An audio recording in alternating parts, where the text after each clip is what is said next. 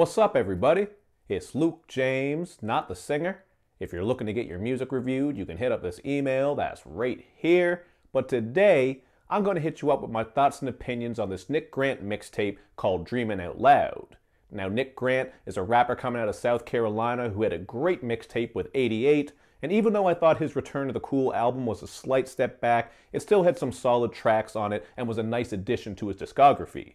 All that said, I was more than happy to check this project out because Nick Grant is one of those few new rappers who still seems to take pride in lyricism and really coming through with a quality project. Maybe that's not fair to say. I mean, every rapper, I guess, is trying to make the best work they can make. But you know what I'm saying, man. Nick Grant has a little bit of that old school feel in him, and as an old head myself, I do fuck with that.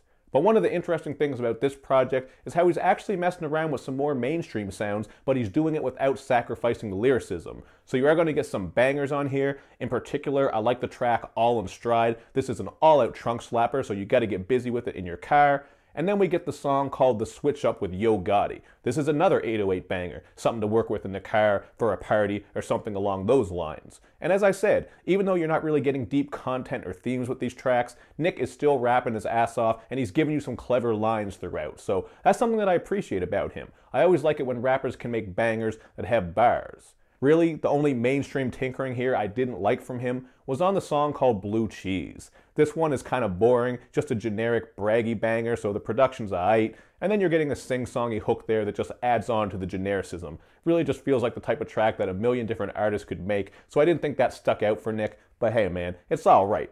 Easily my least favorite track though. And while there isn't an overload of strong concepts on here, like I mentioned, he's really coming through with a lot of great production, and that really helps hold things up. Again, he's also rapping his ass off, which is a big help. So production-wise, a couple ones that stuck out to me. On Save the Children, you're getting this gospel sound. On this track, he's just going all the way in, so he's snapping over top of it. And then we get this Rick Ross-esque lavish banger called Gentleman's Paradise. He's coming through with some champagne and Porsche bars, really just flexing, and I really like the feel of this track overall. You're also getting some nice singing vocals there to tie it all together.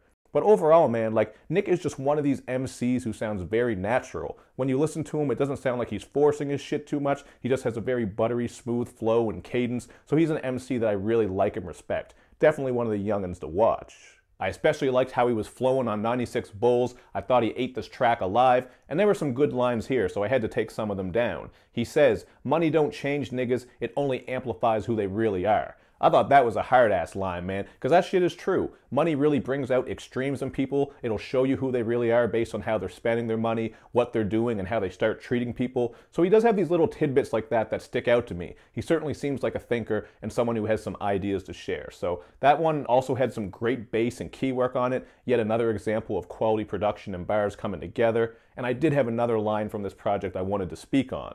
On the song Nicky Bomaye, you do get this kind of pointless Khaled feature. You're getting another great beat here. You're getting some vocal samples coming into play. And the line is, "Trying to throw locks on my styles, still I keep it chic."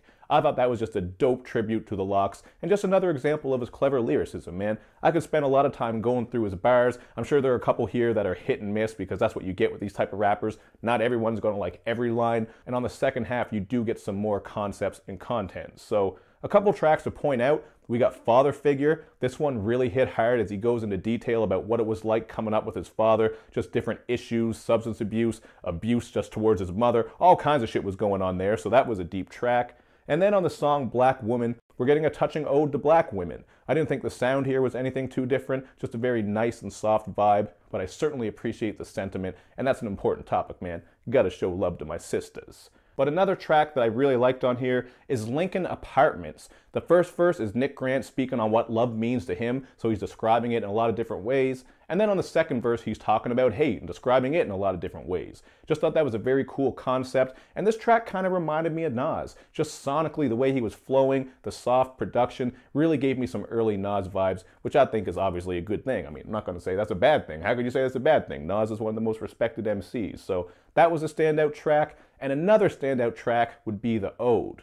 Now the concept here is that he's speaking about hip-hop as if he's in a relationship with it. And while that concept has been done before, I like his approach here. He's just talking about how things aren't the way they used to be, how people aren't really taking pride in lyricism and depth anymore. I thought it was a very cool concept, man. It kind of has been done before, but he put a nice spin on it, and that was just really dope, man. Just his own way of speaking on his relationship with hip-hop and how it's kind of changed and evolved over the years. So all that said, man, this is a dope-ass project to me, and I'm going to go with a 4 out of 5. I like the variety here, there's a lot of versatility and bars, and you're even getting some bangers for the summertime. Throw in some nice sample-based production. I mentioned some of the vocal samples and other smooth sounds throughout, and you really have a project that comes together cohesively and is dope. But that's just what I got to say about it, man. Check it out for yourself if you haven't, and then check me out on all my social media sites so you can show me love and show me lots of it. Thank you for watching, everybody. I will see you next time.